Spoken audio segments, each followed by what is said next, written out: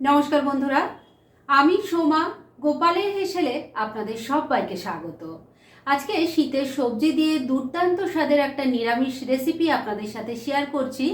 এটা রুটি, পরোটা, fried rice, pulao, লুচি, তন্দুর রুটি, নান সব কিছুর সাথে খেতে না ফাটাফাটি লাগবে। তাই চলুন আর একটুও সময় নষ্ট না করে রান্নাটা করে ফেলি।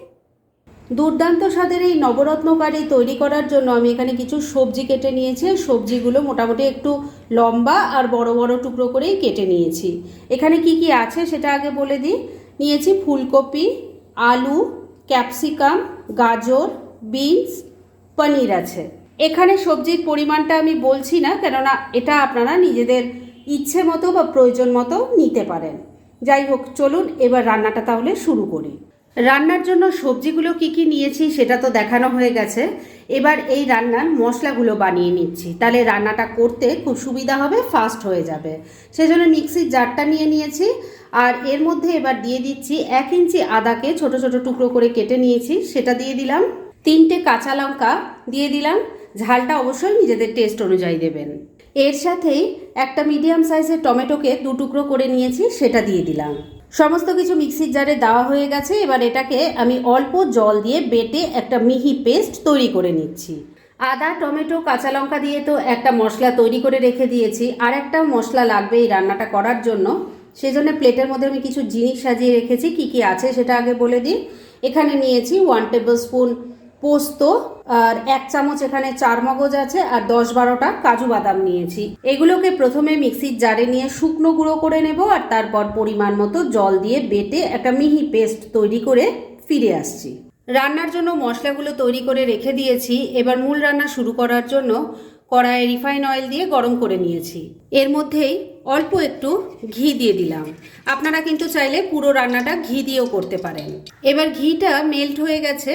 এর মধ্যে প্রথমেই অল্প একটু নুন দিয়ে দিলাম। এবার কেটে রাখা পনিরের টুকরোগুলো এর মধ্যে দিয়ে দিচ্ছি। এবার এই পনিরের টুকরোগুলোকে মিডিয়াম ফ্লেমে রেখে উল্টে পাল্টে লাল করে ভেজে নিচ্ছি। পনিরের টুকরোগুলো সব ভেজে একটা বাটির মধ্যে তুলে নিয়েছি। এবার এর মধ্যে কিছুটা উষ্ণ গরম দুধ ঢেলে দিচ্ছি। ভালো করে দুধের সাথে এগুলোকে মিশিয়ে নিচ্ছি। এইভাবে যদি পনিরের টুকরো দুধের মধ্যে মিশিয়ে রাখা হয় উষ্ণ গরম দুধে, তাহলে এগুলো চিউই হয়ে যাবে না, আর নরম তুলতুলে থাকবে, আর রান্নাটাও দারুণ টেস্টি হবে। তাহলে এটাকে এখন এক সাইডে রেখে দিচ্ছি, আর চলুন নেক্সট স্টেপের দিকে এগোনো যাক। পনিরটাকে তো ভেজে দুধের মধ্যে রেখে দিয়েছি, আর এবার কড়াইয়ে যে তেল আছে তার মধ্যেই বাকি রান্না হয়ে যাবে। এর মধ্যে প্রথমেই দিয়ে দিচ্ছি অল্প নুন। এবার এর মধ্যে ফুলকপির টুকরোগুলো একটু ভেজে নেব। আর বন্ধুরা, আপনাদের সবজিগুলো কি কি নিয়েছি সেটা দেখানোর পর আমি ফুলকপিটাকে একটু গরম জলে রেখে দিয়েছিলাম। এবার এটা ভেজে নেব, তাই দিয়ে দিলাম। এবার ফ্লেমটাকে মিডিয়ামে রেখে ফুলকপিগুলোকে একটু ভাজা ভাজা করে নিচ্ছি।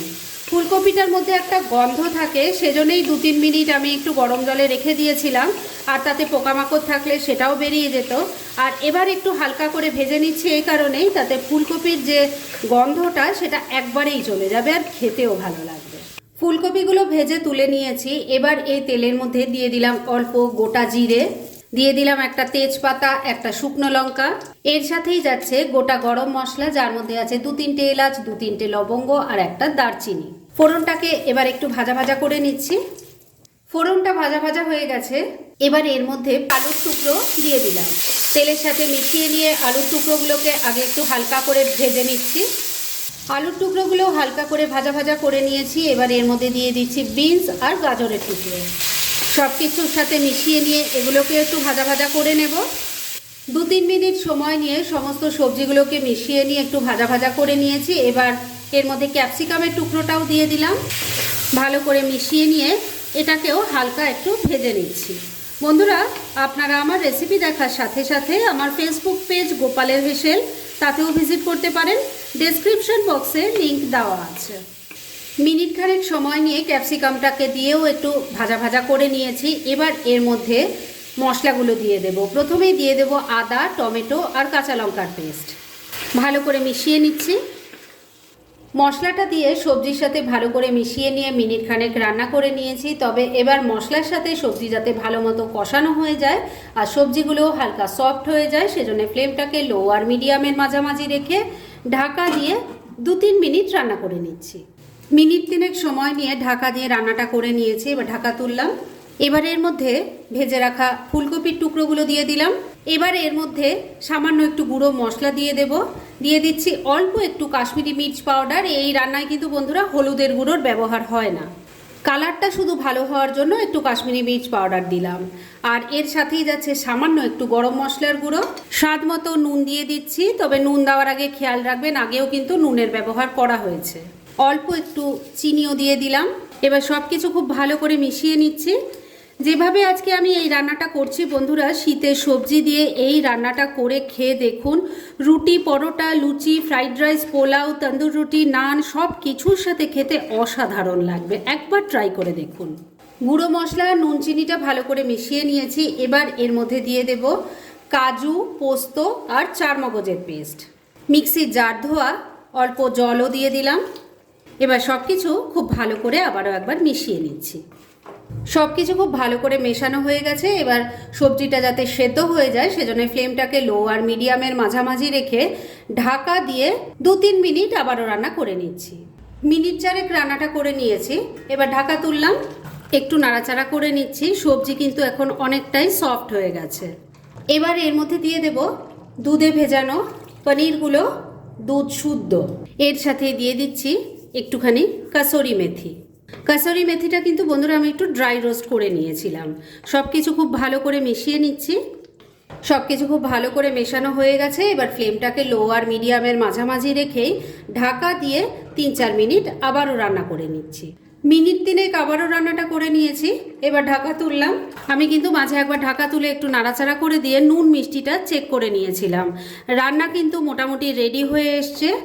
যতটুকু গ্রেভি দেখতে পাচ্ছেন এইটুকু থাকতে থাকতেই আমি নামাবো, কেননা এটা ঠান্ডা হলে আরও ঘন হয়ে যাবে। তবে শেষ পর্যায়ে এর মধ্যে দিয়ে দেব সামান্য একটু ঘি। মিশিয়ে নিচ্ছি। ঘিটা ভালো করে মিশিয়ে নিয়েছি। রান্না এবার একদম রেডি। গ্যাসটা বন্ধ করে দিলাম। এবার মিনিট 2 জন্য স্ট্যান্ডিং টাইমে এটা ঢাকা রেখে দিচ্ছি আর তারপর সার্ভ করে আপনাদের দেখাচ্ছি। ফ্রেন্ডস, শীতের সবজি দিয়ে এই দুর্দান্ত স্বাদের নিরামিষ রেসিপি আমার একদম রেডি হয়ে গেছে এবং আমি সার্ভ করে দিয়েছি। খুব ইজি একটা রেসিপি, কিন্তু যেভাবে স্টেপ বাই স্টেপ আমি তৈরি করেছি ঠিক সেইভাবে যদি আপনারা তৈরি করেন খেতে কিন্তু অসাধারণ লাগবে। রুটি, পরোটা, ফ্রাইড রাইস, পোলাও, লুচি, তন্দুর রুটি, নান সব কিছুর সাথে খেতে অসাধারণ লাগবে। সেটা একবার ট্রাই করুন, তাহলেই বুঝতে পারবেন। আর এরকম ধরনের অনেক ভালো ভালো নিরামিষ রান্নার রেসিপি আপনারা গোপালের হেসেল সার্চ করলেই পেয়ে যাবেন, যার মধ্যে থেকে কিছু কিছু আমি সাজেস্টেড বক্সেও দিয়ে দেবো, সেখান থেকেও আপনারা দেখে নিতে পারেন। তাই গোপালের হেসেল অবশ্যই ভিজিট করুন। আর আপনারা কেমন ধরনের রেসিপি চাইছেন সেটাও কিন্তু আমাকে জানাতে পারেন। আমি চেষ্টা করব সেই সব রেসিপিগুলো আপনাদের সাথে শেয়ার করার। আর আমার আজকের এই রেসিপি যদি আপনাদের ভালো লাগে আর ইউজফুল বলে মনে হয়, তাহলে যারা এখনও আমার চ্যানেলটাকে সাবস্ক্রাইব করেননি তারা প্লিজ সাবস্ক্রাইব করুন। তাহলে আজকের মতো এখানেই শেষ করছি। পরদিন আবার এরকমই কোনো ভালো রেসিপি নিয়ে চলে আসবো।